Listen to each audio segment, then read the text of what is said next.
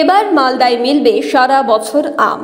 নতুন প্রজাতির আমের চাষ করে নজর কাটছে মালদার যুবক। 12 মাসে নতুন প্রজাতির কাটিমন আম চাষ করে মালদায় দিশা দেখাচ্ছেন মালদার রাজীব রাজবংশী। এটা বলে 12 মাসে আম।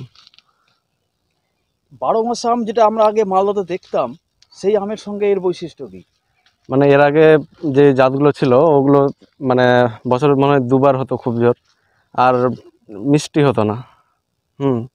এই আমটা আপনার আম্রপালির থেকেও বেশি মিষ্টি আমার মনে হয়। 12 মাসে আম বলতে যা বোঝায় কাটিমন তার আলাদা।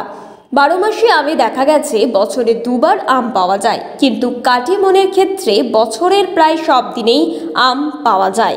একদিনও গাছ ফাঁকা থাকার ব্যাপার নেই, অর্থাৎ আম বড় হওয়ার সঙ্গে সঙ্গে গাছের বাকি জায়গায় মুকুল আসতে শুরু করে। এই মুকুল থেকে দানা হয়ে আম বড় হতে শুরু করলে আবার মুকুল। বছরের সবসময় এভাবেই চলতে থাকে।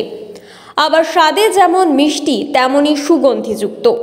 অসময়ের এমন প্রজাতির আম চাষ করে নজির তৈরি করেছেন রাজীব রাজবংশী।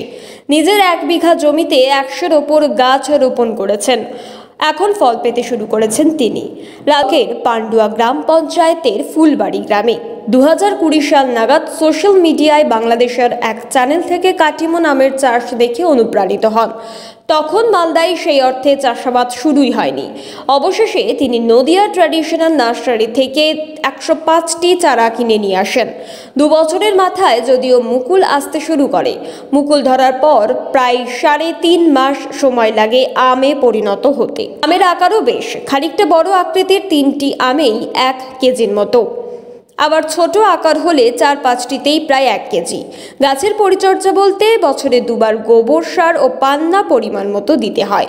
বৃষ্টির সময় ছত্রাকনাশক এবং রোগ অনুযায়ী কীটনাশক স্প্রে করলেই চলে। নতুন পাতা আসার সময় কীটনাশক বেশি দরকার হয়। Bureau report, Durnibar Bangla.